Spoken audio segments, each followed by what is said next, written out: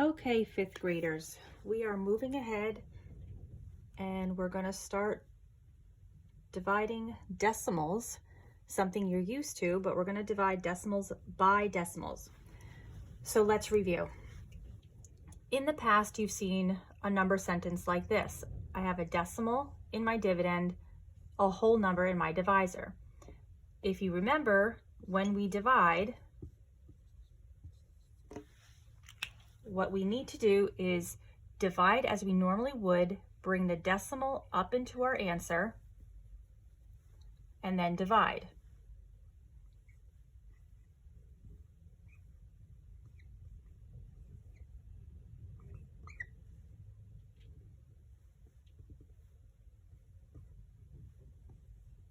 Making my answer 6/10.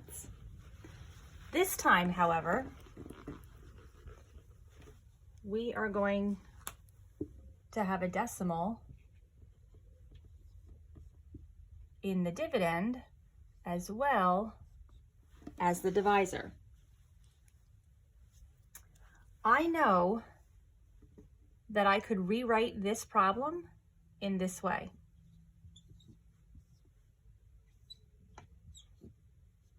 Because this fraction line really means division.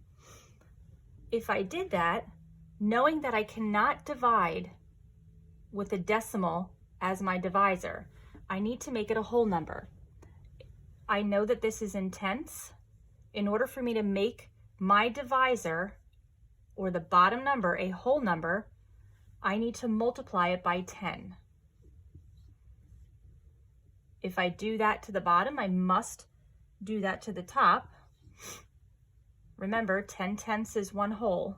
Anything times 1 is that same number, which makes this 42 divided by 7. Simple. We know that that's 6. If I did not want to set it up this way, and I want to set it up long division, I can rewrite it as follows. So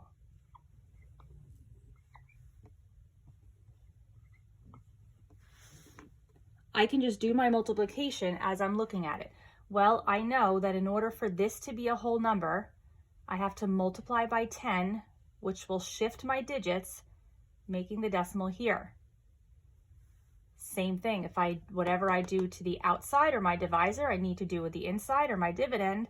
If I multiply this by 10, it's going to shift my digits, making my decimal be at the end, leaving me with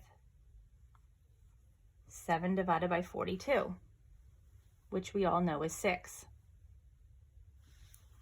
Let's try a harder one.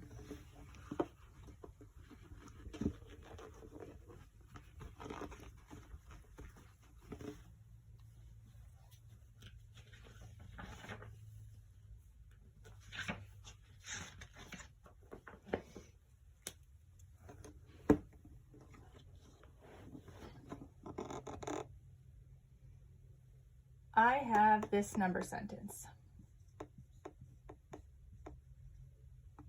5 7/4 divided by 7/10. I know that I don't want to have this decimal in my divisor, so I want to make this a whole number. Well, I have tenths here. In order for me to do that, I have to multiply that by 10. If I multiply 7/10 by 10, I know I'm going to get 7. If I multiply 5 7/4 by 10, I know that I'm going to get 57.4. Going back to module 1, remember, everything shifts. Okay, now I can bring back my division sign, and here is my new number sentence. I can then take that and solve it using long division.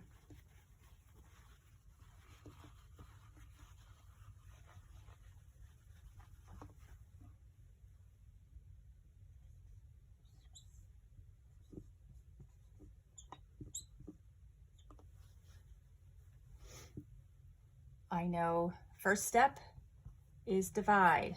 7 goes into 5 0 times. Multiply and it's 0. Now I'm subtracting, and oh, I forgot to check. Is this number lower than my divisor? Yes, so I know I'm safe. And bring down. Okay, 7 into 57. Well, I'm going to think about my multiples of 7. I know 7 times 7 is 49. 7 times 8 is 56.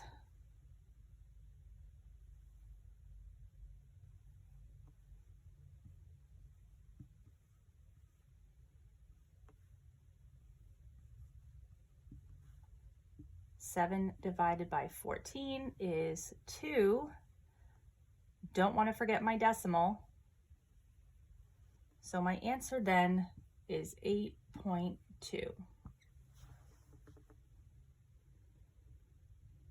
Okay, hopefully you're all set. Go ahead and practice some on your own in your homework book, and then head on to Google Classroom to do your weekly assignment. Enjoy the rest of your day.